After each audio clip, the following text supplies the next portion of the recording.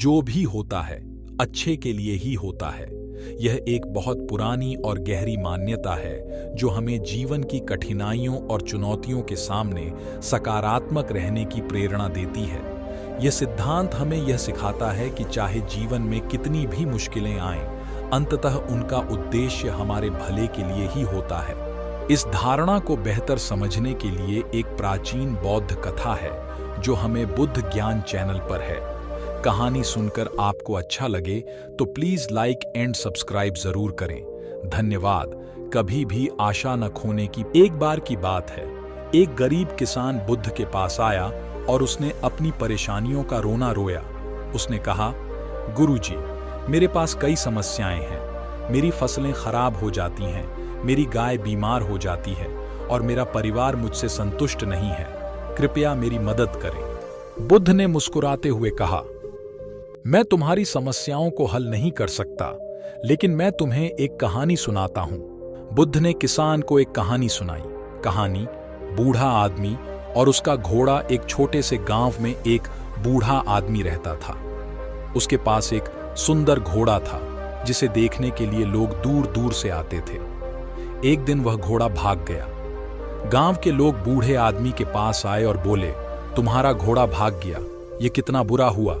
बूढ़े आदमी ने जवाब दिया, कौन जाने यह अच्छा है या बुरा। कुछ दिनों बाद घोड़ा लौट आया और अपने साथ कुछ जंगली घोड़ों को भी ले आया।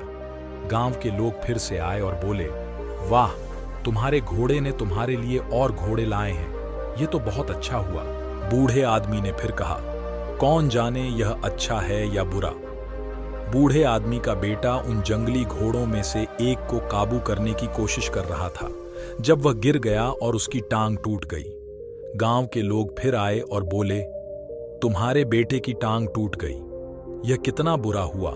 कुछ सप्ताह बाद गांव में युद्ध छिड़ गया और सभी युवा पुरुषों को युद्ध के लिए बुला लिया गया। बूढ़े आदमी का बेटा, जो अब टांग टूटने के कारण युद्ध के लायक नहीं था, घर पर ही रहा। गांव के लोग फिर से आए और बोले, तुम्हारा बेटा सुरक्षित है, यह कितना अच्छा हो। बूढ़े आदमी ने फिर कहा, कौन जाने यह अच्छा है या बुरा। कथा का अर्थ बुद्ध ने किसान से कहा, जीवन में जो भी होता है हम तुरंत यह नहीं जान सकते कि वह अच्छा है या बुरा। हर घटना का परिणाम समय के साथ पता चलता है। इसलिए समस्याओं से घबराने की बजाय हमें धैर्य रखना चाहिए और सकारात्मक दृष्टिकोण बनाए रखना चाहिए। में लागू करना। इस कथा से हमें यह सीखने को मिलता है कि जीवन की हर घटना का सामना धैर्य और समझदारी से करना चाहिए।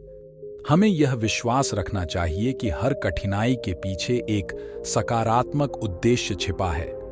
जब हम समस्याओं को इस दृष्टिकोण से देखते हैं तो हम अपने मन को शांत और संतुलित रख सकते हैं। सोच और दृष्टिकोण ही हमारे जीवन की दिशा को निर्धारित करते हैं। जब हम हर घटना को एक अवसर की तरह देखते हैं तो हम अपनी जीवन की यात्रा को और भी सुखद और संतोषजनक बना सकते हैं।